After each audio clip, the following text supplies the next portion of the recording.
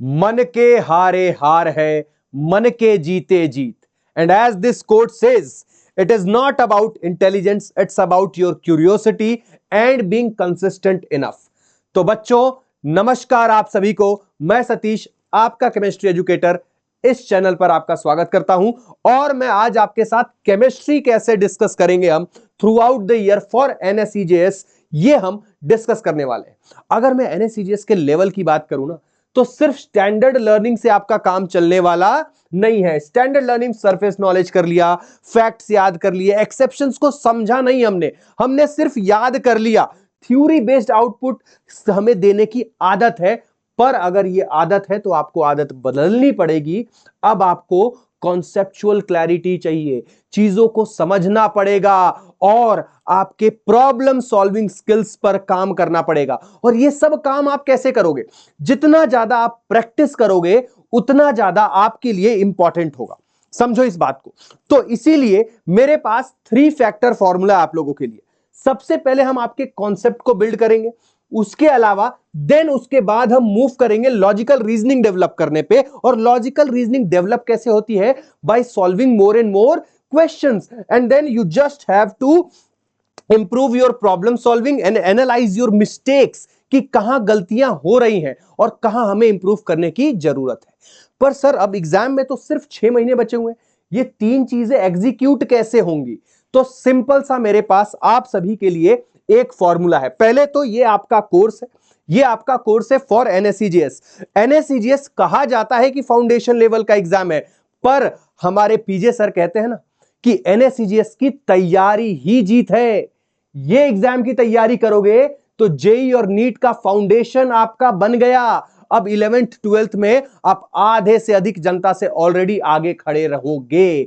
और आप देख सकते हो 11th के इंपॉर्टेंट चैप्टर्स, 12th के कुछ चैप्टर्स भी इंक्लूड किए जाते हैं एनएसईजेएस में, अगर आप अच्छे से तैयारी करना चाहते हो. जैसे एटॉमिक स्ट्रक्चर एक बहुत इंपॉर्टेंट चैप्टर माना जाता है. मोल कंसेप्ट और वेरियस कॉन्सेंट्रेशन टर्म्स को मिलाकर सवाल पूछा जाएगा आपसे.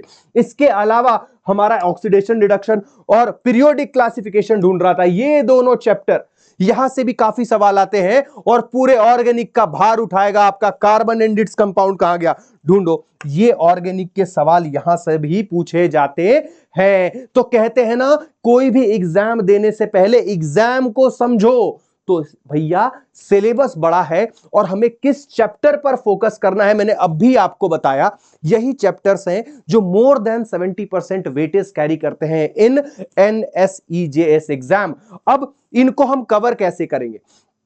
तो 3 स्टेज है, 3 फेज है. देखो, सबसे पहले 1 कंप्लीट चैप्टर इन 1 शॉट दे देंगे हम आपको.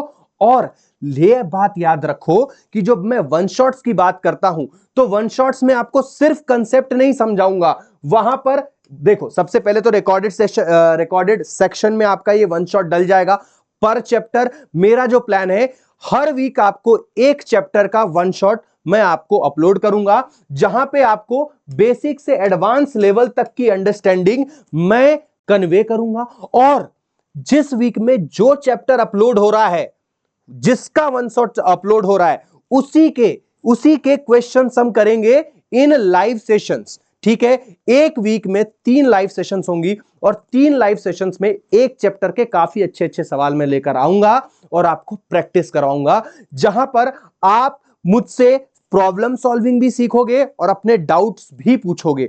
तो ये रहा आपका टैक्टिकल एप्लीकेशन. समझे? चाहे वो एमसीक्यू सवाल हो, चाहे वो प्रीवियस ईयर क्वेश्चंस ऑफ एनएसईजेएस और कंसेप्ट बिल्ड कैसे किया जाए. कुछ मेंस और एडवांस के भी पीवाईक्यूज हम करेंगे ताकि हमारी अंडरस्टैंडिंग बढ़े and again problem solving next level हो जाए.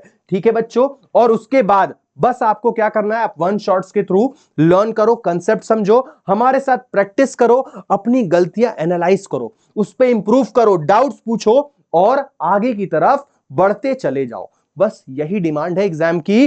तो मैं एक ही चीज कहना चाहूंगा कि olympiads are one chapter by chapter, question by question and day by day.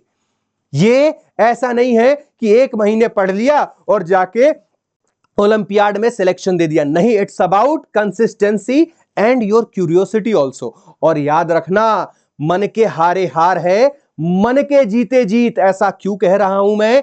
क्योंकि एनएससीजीएस की तैयारी करने का डिसीजन बच्चे 9th या 10th क्लास में लेते हैं, और इतनी छोटी क्लास में पहाड़ को तुमने लक्ष्य बना लिया है, माउंट एवरेस्ट को लक्ष्य बना लिया है, तो उसके लिए हिम्मत की जरूरत पड़ेगी। और जब भी आपको हिम्मत की जरूरत पड़ेगी तो हमारी जो पूरी टीम है, including Adarsh sir, twinkle ma'am and जो हमारे मेंटोर है पीजे सर, ये सब आपको मोटिवेट करेंगे।